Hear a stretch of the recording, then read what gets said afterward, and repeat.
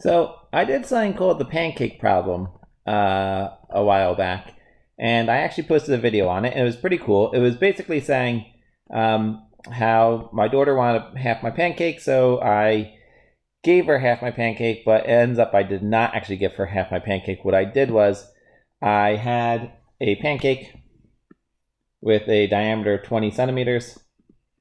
I then cut a pancake out of the middle that had a pancake that had a diameter of 10 centimeters. And the question was, if I gave my daughter this, was that actually half of this? And we did some pretty good math and we realized that no, it's not.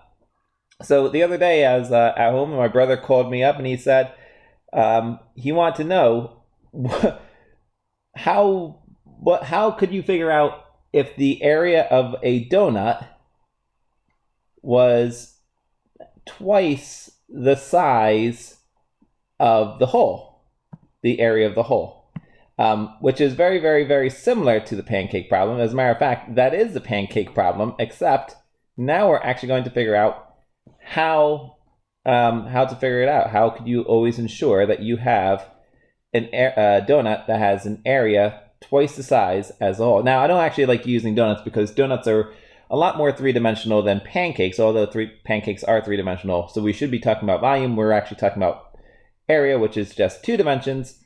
So, suspend belief here.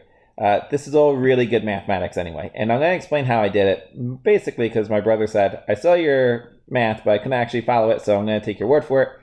And I don't like people just taking my word for it. So here we go.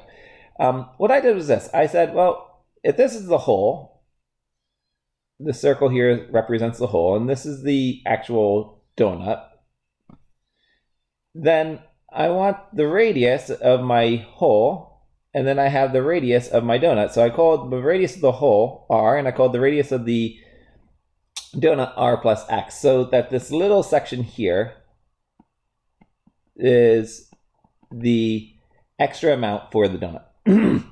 So what I did was I know that area equals pi r squared, and that's where I started. Area equals pi r squared, and so this is the donut, and this is the hole. Donut and hole.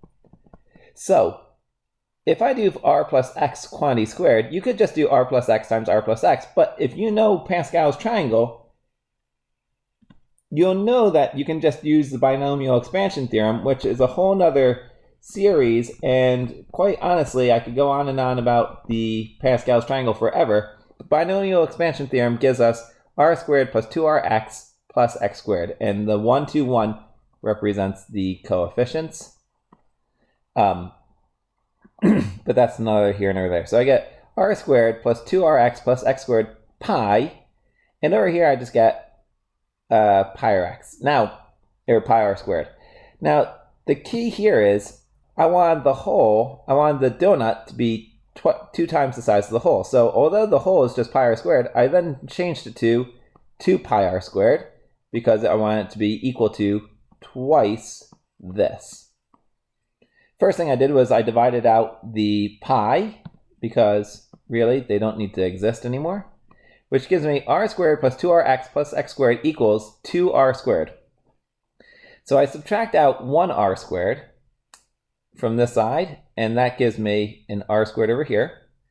I just moved this quantity from the left-hand side of the equation over to the right-hand side, and I made it equal to 0. So I end up with r squared, here's my r squared, minus the 2rx minus x squared, and it's all equal to 0. And I've just moved everything back. So here I was a little stuck. So what I did was I said, well, what if my radius was 10? What would happen if my radius was 10? And when my radius is 10, 10 squared is 100, minus 2 times 10x is negative 20x, minus x squared equals 0. I multiplied everything by a negative 1 because I want my leading coefficient of the negative x squared. I want that to be positive. So now I multiplied everything by a negative 1, and so I get x squared plus 20x minus 100 equals 0. And by the way, when I say I multiplied everything by a negative 1, I mean even this 0 gets multiplied by a negative 1. I use the quadratic formula. X equals negative b plus or minus square root of b squared minus 4ac all over 2a. My a here is 1, my b was 20, and my c was negative 100. And when I do all that, I get negative 20 plus or minus 400 plus 400 over 2. Square root of 800 is really the same as the square root of 400 times the square root of 2. But we know the square root of 400 is 20, so I get 20 radical 2. I can then divide everything by 2, so I get negative 20 over plus or minus 20 radical 2 over 2, which gives me negative 10 plus or minus 10 radical 2.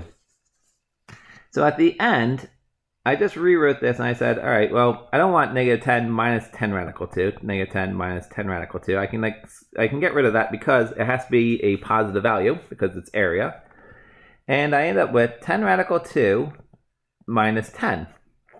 Well, if you'll remember, my radius was 10. So what I really end up with is that's funny, r radical 2 minus r.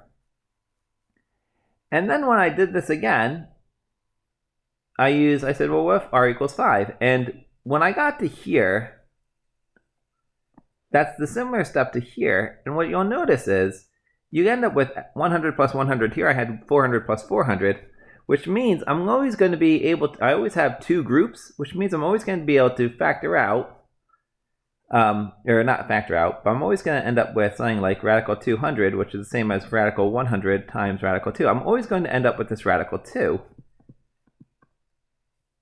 And that happened again. And once again, take a look what I have. I have r radical 2 minus r. Which is clever because that's very, very similar to what I had before. So, if you go back, if the radius of the hole is r, then the radius of the donut should be r radical 2. Because the radius of the donut is r radical 2 minus r, but the hole is r. This was the actual donut, and this was the hole. This is the donut minus the hole, and so you just get r radical 2. So that's what happens here. You're always going to get r radical 2 as the donut, as the area of the donut, and that will always be twice the area of the hole. And to make this a lot simpler, what I realized was, if I had just done it in the beginning, if area equals pi r squared, 10 squared is 100. Well, I really want this to become 200 pi. Well, the easiest way to do that is just to make sure that I always have a 2 there. And when I have 10 radical 2 times 10 radical 2, that's really the same as 10 radical 4, but that 4 will become a 2. This is 10 radical 2 quantity squared. So it is a little bit confusing. The mathematics is really, really, really good. Really interesting stuff. And I hope, I'm not sure if my explanation actually helped or if it made things more confused. I actually feel like I might be a little bit more confused after doing this. Check out the Pancake Problem, and cool things happen. Pancake Problem actually has a really, really, really interesting property as well. One thing I want to say, the reason why we simplify radicals and leave numbers as irrational numbers as opposed to using approximations is because I couldn't have done this without it. If I tried to say, well, the square root of 2 is about 1.41 something, something, something, and tried to use that number in here, or I converted pi into about 3.14, this would have been an absolute disaster. So once again, key learning idea here, if nothing else, is we leave irrational numbers as irrational numbers because they help us see patterns. And that's exactly what happened here, and that's exactly what happened here. You have to be able to see the patterns, and you can't do that if you're using decimal approximations. We do use decimal approximations in the real world because if you really want to make a donut, and you really want the area of the donut to be twice the area of the hole, you can't say, oh, well, I know the radius of the hole, and so now my new radius is going to be r radical 2. You know it has to be about 1.4 times the radius of the hole. And so that's when we would use the approximation, or, whatever, 1.4 centimeters. So both the approximations are useful for actual real-world measurements. Understanding what you're actually doing with them is why we leave the numbers as irrational numbers. Hope that helps. All right, bye-bye.